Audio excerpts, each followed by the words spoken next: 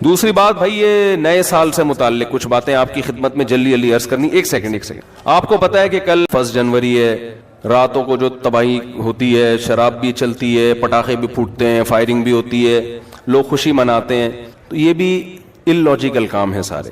کتنے لوگ ہیں، مجھے ایک بات بتاؤ، کہ جن کے بارے میں یہ فیصلہ ہو چکا ہے اللہ کی طرف سے کہ 2022 میں ان کی موت واقع ہو جائے گی، ہے یا نہیں ہے؟ آپ کا کیا خیال ہے 2021 میں جتنے لوگ پاکستان میں ابھی زندہ ہیں یا انڈیا میں یا کہیں بھی، 2022 میں یہ سارے موجود، 2023 جب شروع ہوگا تو سارے موجود ہوں گے؟ یہ بولو نا.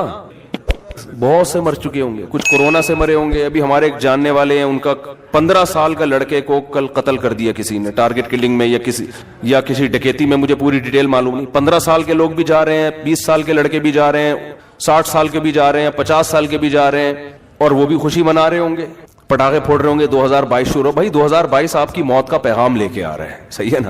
اور جن کی موت کا پیغام لے کے نہیں آ رہا، بہت سے نہیں بھی مریں گے، ایسا بھی ہوگا.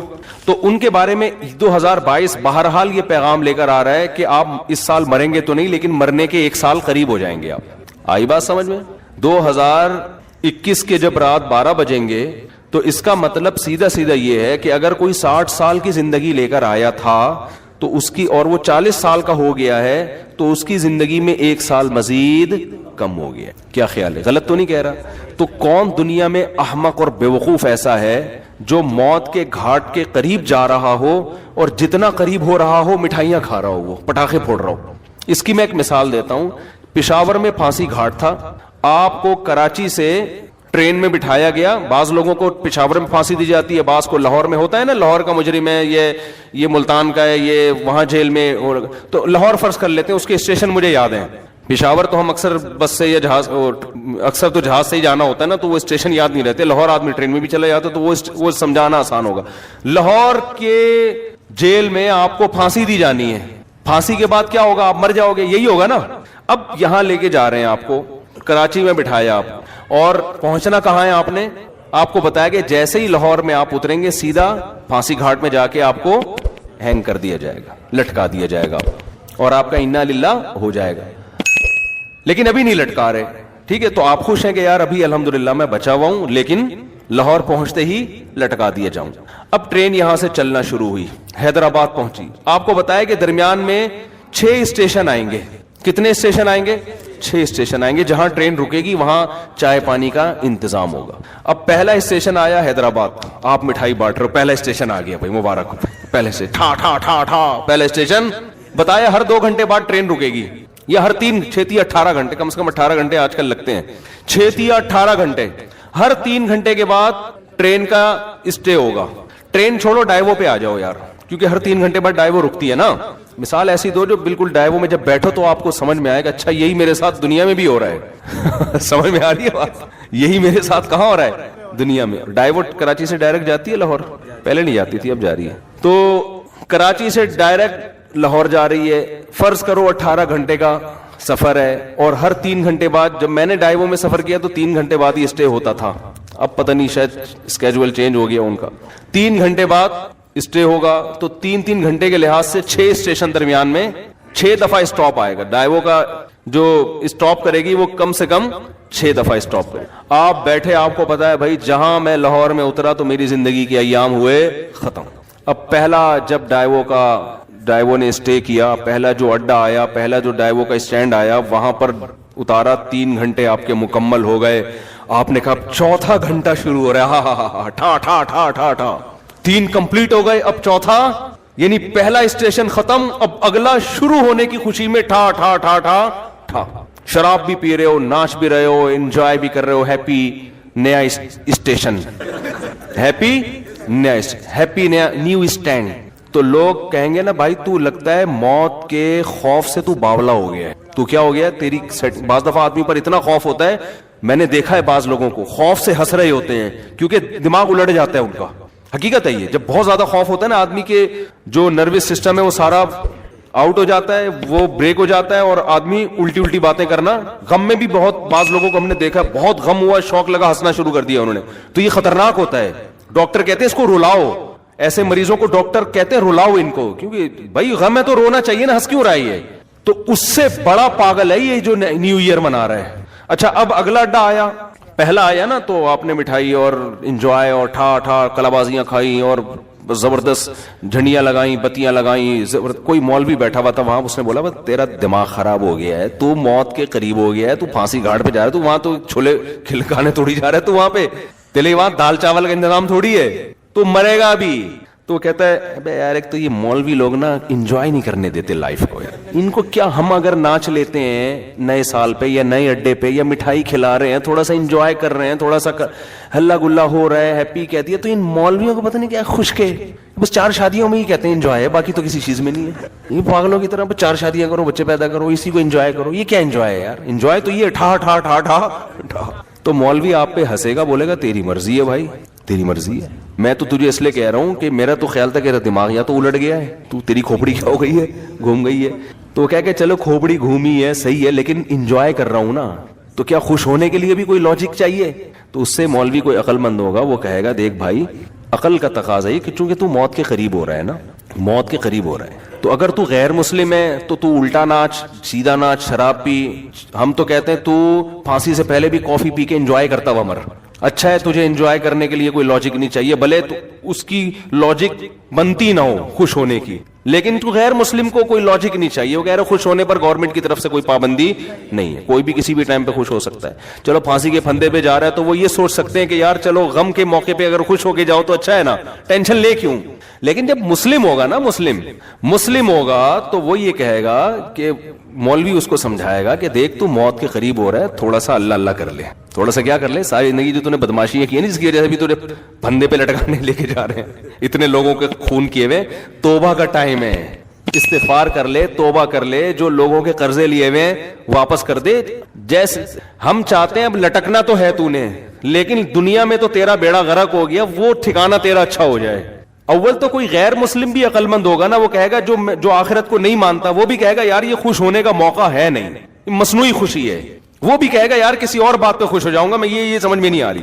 لیکن مسلمان کا تو کوئی تک بنتا ہی نہیں ہے. اب اگلا اڈا آیا, 3 گھنٹے پھر پورے ہو گئے, پھر آپ ٹھا ٹھا ٹھا کر رہے ہو, اور بالکل اب لاہور پہنچنے میں صرف 3 گھنٹے رہ گئے, تو آپ خوشی سے باولے ہو گئے, بالکل پاگل ہو گئے آپ خوشی میں. او بھائی اب تو انجوائے کرو, 60ویں سالگرہ بھی لوگ منا رہے ہیں, 90 سال کا ہوتا ہے تو بھی کیک کاٹ رہا ہوتا ہے سالگرہ کے. تو بالکل یہی کام ہو رہا ہے کہ آپ جو ٹائم لے کر آئے تھے قبر کے آپ قریب ہوتے جا رہے ہیں. ہر سال یہ ایک ڈائیوو کے اڈے کی طرح ایک اڈا ہے, ہر سال ختم. کسی کے بارے میں اللہ نے لکھا ہوا ہے 2030 میں مرے گا, کسی کے بارے میں لکھا ہوا ہے 2035 میں مرے گا, کسی کے بارے میں لکھا ہوا ہے کہ 2040 میں. میرا خیال ہے ہم میں سے اس وقت کوئی بھی ایسا نہیں ہے جو 3000 میں مرے گا جا کے, اس سے پہلے سب کا انا للہ ہو چکا ہوگا. یہاں تک کہ جو آج بچہ پیدا ہو رہا ہے نا, شاید 2030 تک وہ بھی زندہ نہ رہے, 3000 تک وہ بھی زندہ نہ رہے. تو اب جیسے جیسے آپ کا یہ اسٹیشن ختم ہو رہا ہے تو آپ موت کے قریب ہوتے چلے جا رہے ہیں. ہمارے حضرت مفتی رشید احمد صاحب رحمۃ اللہ علیہ, وہ جب سال تبدیل ہوتا نا وہ تو اسلامی تاریخیں لکھتے تھے, تو جیسے 1417 ہجری ختم, 1418 لکھنا ہے, تو فرماتے میرا قلم لرز جاتا ہے لکھتے ہوئے, میرا قلم لرز جاتا ہے, ہاتھ لرز جاتا ہے.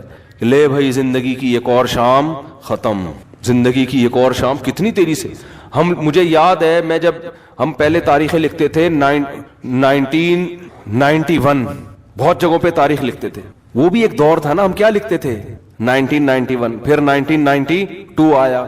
اب اس زمانے کو یاد کرتے ہیں, یار اس وقت تو زندہ رہنے کے بہت ایام تھے ہمارے پاس, اور اب ہوتے ہوتے ٹھک ٹھک ٹھک ٹھک ٹھک. اور میں کل بیٹھا ہوا سوچ رہا تھا کہ کتنے ہمارے عزیز ہیں جو 1991 میں زندہ تھے, ہم ان کے بارے میں یہ سوچ بھی نہیں سکتے تھے یہ دنیا سے جائیں گے, اور آج وہ دنیا میں نہیں ہے. جس میں سب سے پہلے میرے والدین ہیں.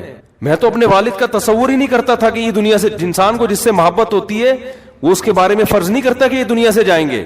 ہماری دادی دنیا سے چلی گئی, ہمارے والد چلے گئے. 91 میں تو ہمارا گھر, ہم جوائنٹ فیملی میں رہتے تھے ماشاءاللہ, ہماری دادی بھی, والد بھی, والدہ بھی, بھائی بہنیں, ان کی بیویاں, سب اکٹھے رہتے تھے, سب اکٹھے. ہمیں کبھی بھی نہیں تھا کہ یہ گھر کبھی ویران بھی ہوگا. کبھی ہم 50 سال ہمارا وہ گھر رہا ہے, میرے والد صاحب نے وہ جب خریدا تھا 50 سال رہے ہیں اس میں, ہم کبھی تصور نہیں کر سکتے تھے. پھر رشتے دار آتے تھے, سب جوائنٹ فیملی تھی, اکٹھے ایک دسترخوان پہ بسا اوقات کھانا کھاتے تھے بیٹھ کے. ایسا ویران ہوا ہے, اب میں جاتا ہوں تو دیواریں کھا رہی ہیں, کچھ بھی نہیں ہے وہاں پہ. سب سے پہلے دادی کا جنازہ اٹھا, پھر والد صاحب کا انتقال ہوا, پھر والدہ کا انتقال ہوا, پھر ہمشیرہ کا انتقال ہوا, ایک ایک کر کے لاشیں نکلنا شروع, تو ختم, فنش. جو تصور نہیں تھا, میں نے وہاں اس گھر میں 40 سال گزارے اپنی زندگی کے, 40 سال, ختم, ویران. تو بھائی یہ اسی وجہ سے ویران ہوا کہ 91 کے بعد 92 آیا, پھر 93 آیا, پھر 94 آیا, پھر 95 آیا. اللہ نے لکھا ہوا تھا میرے والد صاحب کے بارے میں کہ 98 میں ان کا انتقال ہو جائے گا, والدہ کے بارے میں لکھا ہوا تھا کہ فلاں سن میں ان کا انتقال ہوگا. ہوتے ہوتے کل میں اپنے بچوں کو لے کے کل ہی کی بات ہے, تو میں اپنے واقعات سنا رہا تھا نا بچوں کو, اپنے والد صاحب کے اور والدہ کے. تو خیر, کیسے جو والدین انسان کے ساتھ محبت سے رہتے ہیں, کیسے جو ہے وہ مائیں روٹیاں پکا پکا کے زندگی بھر کھلاتی ہیں, کیا ایک محبتیں ملتی ہیں نا, کیسے ختم ہوتے ہیں دنیا سے, ایسا نام و نشان مٹتا ہے کہ جیسے کبھی تھے ہی نہیں. ہماری زندگی میں سب سے مؤثر کردار ہمارے والدین کا ہوتا ہے. بچہ ماں سے کیسے چپکا رہتا ہے, وہ کبھی تصور کر سکتا ہے کہ اس کو بھی میں کبھی قبر میں اتاروں گا, کبھی تصور ہوتا ہے اس کا؟ سب سے قریبی انسان کے اس کی ماں ہوتی ہے. کبھی سوچ سکتا ہے کہ ایک دن میں اس کو اپنے ہاتھوں سے قبر میں ڈال کر آؤں گا؟ کبھی سوچ سکتا ہے وہ؟ اتنے بڑے بڑے انسان کی زندگی میں سب سے بڑا حادثہ اس کے ماں باپ کا دنیا سے جانا ہے, سب سے بڑا حادثہ. تو میں کل بچوں کو لے کے بیٹھا ہوا نا, باتیں کر رہا تھا ان سے, تو بچے بھی اپنے ماں باپ کے بارے میں سمجھ رہے ہوتے ہیں یہ دنیا سے نہیں جائیں گے. تو میرا چھوٹا سا بیٹا ہے, میں اس بیٹے کو سمجھا رہا تھا, دیکھو ایک جیسے میں اس کو سمجھا رہا تھا کہ دیکھو جیسے آج میں تمہارے سامنے اپنے والدین کی باتیں کر رہا ہوں نا کہ ونس اپون اے ٹائم, تو کل تم بھی اپنے بچوں کے بارے میں, بچوں کے ساتھ ہمارے بارے میں بات کر رہے ہوگے, سمجھ رہے ہیں؟ کل تم بھی اپنے بچوں کے سامنے بات کر رہے ہوگے کہ ہمارے ایک ابو بولو ہوا کرتے تھے جن کو شادیوں کا بہت شوق تھا. تھوڑے جذباتی ہو رہے ہیں نا, تھوڑا میں وہ چینج کروں نا. جن کو کیا بہت شوق تھا, ان بچوں سے میں نے نہیں کہا جن کو شادیوں, یہ آپ کو میں کہہ رہا ہوں. تو میں بچوں کو سمجھا رہا تھا کہ آپ بھی ایک وقت آئے گا باتیں کیا کرو گے, ہمارے بھی ایک ابو ہوتے تھے, ممبر پہ بیٹھ کے بیان کیا کرتے تھے. سمجھتے ہیں کہ نہیں سمجھتے؟ یہ ہوگا ایسا. پھر گھر والوں کو تو میں نے نہیں کہا کہ آپ یوں بھی کہو گے آپ کی ایک امی ہوا کرتی تھیں, وہ تھیں نہیں, وہ ہمیشہ الحمدللہ. خواتین کو اگر آپ یہ کہہ دو نا کہ آپ نے بھی قبر میں جانا ہے تو وہ ڈر جاتی ہیں, ٹھیک ہے نا. تو میں اپنے مثال دے رہا تھا, والدین کا لفظ میں نے کہا ہی نہیں احتیاطاً. میں نے کہا دیکھو ایک دن آپ بھی بیٹھ کے بات کرو گے کہ ہمارے بھی ایک ابو ہوا, یہ میں نے نہیں کہا کہ یہ کہو گے کہ ہماری بھی ایک امی ہوا کرتی تھیں, یہ نہیں کہا. وہ انشاءاللہ ہمیشہ زندہ رہیں گے. اپنے اوپر رکھ کے میں نے کہا دیکھو آپ یہ فیصلہ کر, یہ آپ کو میں حربے سکھا رہا ہوں, گھر میں جا کے ایسا نہ بول دیں کہ بیٹا تم ایک دن اپنی ماں کو اپنے ہاتھوں سے قبر میں اتارو گے. اگر آپ نے یہ الفاظ کہہ دیا تو پھر خود ذمہ دار ہیں آپ. ہمیشہ اپنی مثال دیا کریں کہ بیٹا ایک دن میں قبر میں اتروں گا. تو ان کو میں سمجھا رہا تھا کہ دیکھو بیٹا ایک دن آپ بھی اپنے بچوں کے سامنے بیٹھ کے, اگر ہم نے بر وقت شادیاں کر دی, جو آج کل شادیوں کا معمول چل رہا ہے, تو اپنے بچوں کے سامنے یہ باتیں کرنے کی نوبت آئے گی نہیں, کیونکہ بچے اتنا لیٹ پیدا ہوں گے کہ ابا کے مرے ہوئے کئی سال گزر چکے ہوں گے اور چھوٹے چھوٹے گود میں لے کے آپ بچے پال رہے ہوگے. آپ انتظار کرو گے کب بچے بڑے ہوں, ہم ان کو یہ بات سمجھائیں, اور ہو سکتا ہے ان کے بڑے ہونے سے پہلے آپ کا انا للہ ہو چکا ہو. یہ دیر سے شادی کا نقصان ہے. سمجھتے ہو کہ نہیں سمجھتے؟ بچوں کو تربیت دینے کا ٹائم ہی نہیں ملتا انسان کو, بات سمجھانے کا موقع ہی نہیں ملتا, خود بڈھا ہو چکا ہوتا ہے وہ. آپ کی جوانی میں آپ کی اولاد جوان ہو جانی چاہیے. تو میں ان کو سمجھا رہا تھا دیکھو ایک دن آئے گا کہ آپ بھی بیٹھ کے یہ باتیں اپنی اولادوں کو بتا رہے ہو کہ ہمارے ونس اپون اے ٹائم ایک عدد ہمارے بھی ابو ہوا کرتے تھے, یہ کرتے تھے, یہ باتیں کرتے تھے, اس بات پہ غصہ کرتے تھے, وغیرہ وغیرہ. تو اتنی تیزی سے زندگی کے ایام میرے بھائی گزر رہے ہیں, قبرستان آباد ہو رہے ہیں, مر کے لوگ دھڑ دھڑ, اور بحریہ ٹاؤن میں دل اٹکے ہوئے ہیں, بحریہ ٹاؤن میں پلاٹ, بحریہ ٹاؤن میں گھر. ابے تو کیا کرے گا سر, تو دیکھ تو صحیح ہے, بہت خوبصورت ہے بحریہ ٹاؤن, میں بھی گیا ہوں 2-3 دفعہ, واقعی بڑا خوبصورت ہے. لیکن آدمی دیکھتا ہے کہ یار 2022 شروع ہو رہا ہے تو میری زندگی کا 1 سال ختم, تو میرے لیے کیا کرنا ہے یار, خوبصورت ہو یا بدصورت ہو, میں نے کرنا کیا ہے. جتنا بھی دیکھو جو پھانسی کے پھندے کی طرف جا رہا ہے نا لاہور, ہر 3 گھنٹے بعد ایک اڈا ختم ہو رہا ہے اور قریب ہوتا جا رہا ہے, تو وہ اتنے کھیت اور وہ جو کھلیان اور بلڈنگوں کو دیکھ کے کبھی متاثر نہیں ہوگا. کہہ رہے اپنے دوستوں سے کہے گا یار یہ تمہارے لیے ہیں, یہ میرے لیے نہیں ہے. حتیٰ کہ جب لاہور اسٹیشن کے قریب پہنچے گا تو اس کو بحریہ ٹاؤن نظر آئے گا. اب لوگ کہیں گے اس پھانسی پہ لٹکنے والے کو کہ دیکھ کیا خوبصورت بحریہ ٹاؤن, کیا وہ کہے گا تیرے لیے ہے, میرے لیے نہیں ہے, میرے تو پاؤں قبر میں لٹکے ہوئے ہیں. تو بھائی جیسے اس پھانسی کے پھندے کے پاؤں قبر والے کے پاؤں قبر میں لٹکے ہوئے نا, ہم سب کے لٹکے ہوئے ہیں قبر میں. یہ اس خوش فہمی میں نہ رہے کہ وہ جا رہے ہیں ہم نہیں جا رہے. کوئی پتہ نہیں اگلے سال ہم میں سے آپ میں سے کون زندہ رہتا ہے کون نہیں رہتا, اور رہ لے تو اگلے سال نہ تو 20-30 سال کے بعد, وہ بھی جب آپ بہت زیادہ صحت کو مینٹین رکھو پھر بھی امکان ہے کہ شاید بچ جاؤ, ورنہ جو لائف اسٹائل ہے اس میں تو ویسے بھی بحریہ ٹاؤن وغیرہ کی پھٹیک پالنی نہیں چاہیے انسان کو. میں نہیں کہہ رہا بحریہ میں پلاٹ نہ لیں, لوگ میری ان باتوں کا غلط مطلب لیں, دل نہ لگائیں, سمجھ رہے ہو نا, دل وہاں لگائیں جہاں جا رہے ہیں آپ. ظاہر ہے دنیا میں رہنا ہے تو پلاٹنگ بھی ہوگی اور انویسٹمنٹ بھی ہوگی, کھانا پینا ہے ٹھیک ہے کرتا ہے انسان. جیسے جو پھانسی کے پھندے کی طرف جا رہا ہے وہ بھی راستے میں پانی تو پیے گا نا, کھانا بھی کھائے گا, انجوائے تو کرے گا جو تھوڑی بہت لائف کے ایام رہ گئے ہیں. دل نہیں لگائے گا ان چیزوں سے. سمجھتے ہو کہ نہیں سمجھتے, نہیں سمجھ رہے تو آگے تھوڑے دنوں میں قبر میں اتر کے کھوپڑی میں سب باتیں انشاءاللہ سمجھ میں آ جائیں گے. پھر وہاں جا کے قبر میں کرنا ٹھا ٹھا ٹھا ٹھا ٹھا سمجھ رہے. جس دن قبر میں اترو نا, مرنے کا ڈاکٹر آ کے بتا دے آپ کی زندگی میں 1 گھنٹہ رہ گیا ہے, تو آپ کہنا یار 2021 میں نے ٹھا ٹھا ٹھا, 22 میں نے ٹھا ٹھا ٹھا کیا تھا, 1 سال گزر گیا تھا, اس کا مطلب اب میں 59 کا یا 60 کا ہو گیا, اب میری زندگی کے سارے سال ختم ہو گئے. واہ رے واہ, ڈاکٹر کو ہی اڑنا اڑاتے لگے. سمجھ رہے, تو ایسے ہی ٹھک ٹھک ٹھک کر کے زندگی کا ایام ختم. تو یہ رونے کا ٹائم ہے, سال ختم ہو گیا, اللہ سے توبہ استغفار کر لو. اے اللہ جو ماضی میں ہم سے گڑبڑیں ہو گئی معاف کر دے, اگلے سال تو نے زندگی دی تو وہ گڑبڑیں نہیں کریں گے. سمجھ رہے ہو, جو لوگوں کے پیسے, اور یہ تکلف نہ کیا کرو ہیپی نیو ایئر, اور کوئی کمی کوتاہی ہو تو معاف کر دیں, یہ تکلف ہے. آپ کو پتہ ہے, سب کو پتہ ہے, کوئی دل سے معافی نہیں مانگ رہا. ایک صاحب حج پہ جا رہے تھے, مجھے کہنے لگے میں آپ معاف کر دیں. میں نے کہا میں نہیں کر رہا, 500 روپے دے گا تو معاف کروں گا ورنہ نہیں کروں گا میں, سیدھی سی بات ہے. 500 روپے دے دے میں تیرے کو معاف کر دوں گا. پھر بھی نہیں دیے اس نے.